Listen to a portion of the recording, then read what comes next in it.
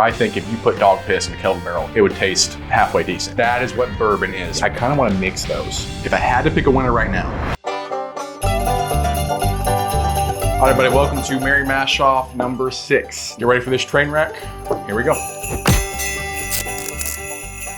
Right off the bat, that nose is really good. Smells familiar as well.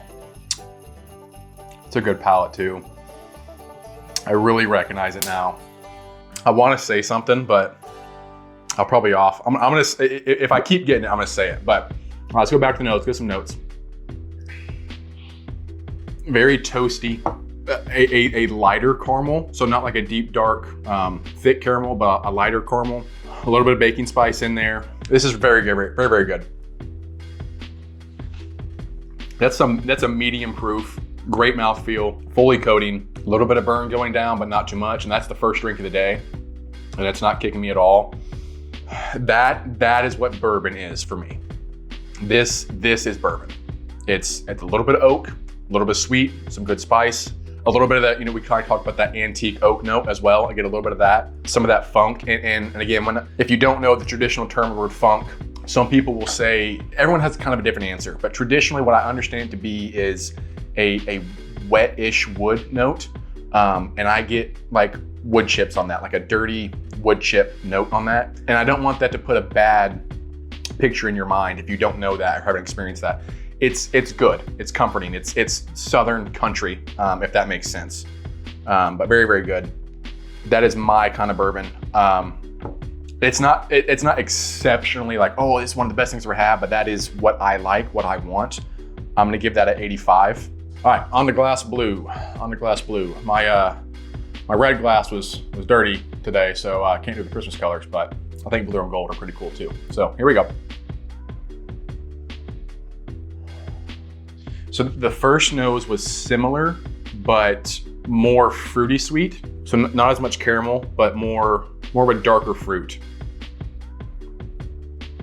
And you know what this reminds me of? I'm not saying that's what this is, but it reminds me of Nashville barrel. We do a lot of Kelvin barrel stuff. So a lot of things aged in Kelvin barrels, which is a really cool thing if you do some research on. So Kelvin barrel, I'm to the point now where I think if you put dog piss in a Kelvin barrel, it would taste halfway decent. Like, they are a phenomenal cooperage. They're going to do heavy char and heavy toast. I always get a deep, dark, either wood or fruit note off of those Kelvin barrels, no matter what's in them. I've had Heaven Hill products in them, Green River products, a lot of MGP products in them, and I always get some kind of dark fruit or wood note. And that's what I get on this. As I'm analyzing these glasses, I'm calling them amazing bourbons. They're probably gonna be rye. That's usually how it works out, or like some kind of single malt. That's how this stuff usually works, but there's no way these are single malts. That'd be, unless they're American, but that is candy at first, like right on the first front of the palate. That's very, very dark sweet. I don't want to choose between like a fruity candy or a chocolatey candy. I kind of want to mix those because it's both, but very sweet, really good mouthfeel. I wonder if these are both turkey products because they're similar-ish. This is darker and fruitier, and sometimes that funk can be, that fruity and funk note can kind of go together. You can do a lot with the same mash bill if you know what you're doing and you know how to taste and how to blend and things like that. So yeah, I'm sticking with that. A much darker fruit note. I don't know how to compare these either. Like they're both really good. Neither one of them are just like, oh my gosh, that's amazing. But they're definitely above average, and they are both what I want. We'll AB them because I want to give this an 85 too. If I had to pick a winner right now, this is a little too fruity. I don't know if fruity is the right word. Maybe a little too funky, a little too much of the funk on it. So I come back to this, and this is baked goods, like almost like chocolate chip cookie, like golden brown on the outside, very doughy on the inside, still warm, but there's a lot of good baking spice on that too.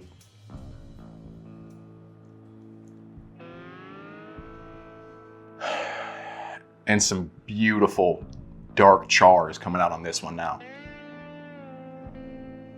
I love that. So if you follow my channel, you know that the nose is my favorite category. That's the most important thing for me. So when I get a really good nose on something, that goes a long way. And That is beautiful. I love that. All right, let's go to the palate again. I still like that. That's checking all the boxes for me. That's a great mouthfeel. It's medium kind of spice on the tongue. The flavor and heat lingers, but it's not just like warmth. There's still flavor with the heat. Sometimes you'll get something really good on the nose, and that finish is just all heat. And it almost produces like a drying pucker note, and I don't like that. But the flavor lingers with it. The nose is definitely gonna win on this. Again, this is good. I'm not taking anything away from that, but I'm also getting to the point where I love the deep, dark char notes as well. And the more I can get of that, the better. That dark caramel note, it's just dark. Everything's dark. The sweetness is dark, the char is dark, the wood notes are dark, the fruit notes are dark. I like that a lot. Let's go to palate one more time. I'm thinking this is a little more proof. The tingly, again, not quite pop rock, but the tingly kind of stays on the tongue longer and it coats the entire mouth a little bit better. Even like when I inhale, I can feel, it's almost like menthol. Like I can feel it like reignite. I like blue more. Again, it's not taking anything away from gold. I think gold's a really great drink, and that's what I want. I'm gonna stay kind of around 85. I'm gonna bump this up to let's go 89. Let's go 88. Let's go 88. 88 on blue, 85 on gold. What we got? All right, blue is WB Saffel, batch 1. WB Saffel. Okay.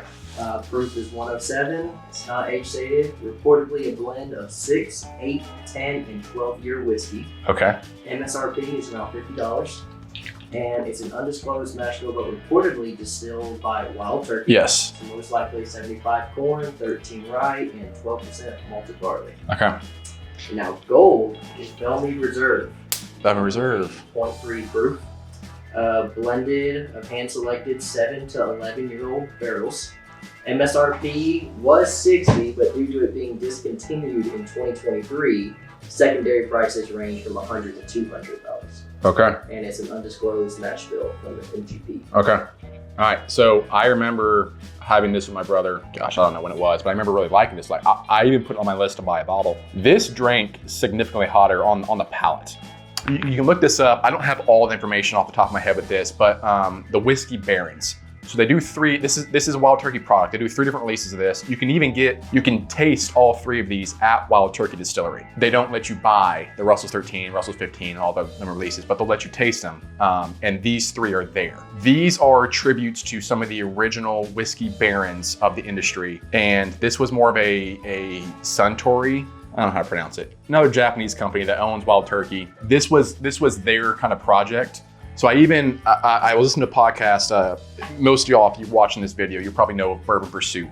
They do a lot of episodes with Jimmy and Eddie Russell, and I remember them kind of slightly touching on this topic of the Whiskey Barons, and Jimmy was like, it was nothing to do with me. He's like, it's our distillate, but I had nothing to do with it. It was a marketing thing from Campari. Again, I don't know if I'm pronouncing that right, but y'all know what it is. They didn't really have any, the Master Distillers Wild Turkey didn't really have anything to do with it, but it is a turkey product. Me and my brother did a Wild Turkey kind of blind, and this was right behind Russell's 13 for me. I think it beat Russell's Single Rick House. So very good drink. I don't even know where he found it. I don't know where you can get it at. I've never seen it in person, but I mean, this is gonna be a better drink. If you're a Wild Turkey fan, check out these Whiskey Baron things. But yeah, that was a really good drink. Very, very cool. These are a lot of fun, and I'll see y'all in the next video.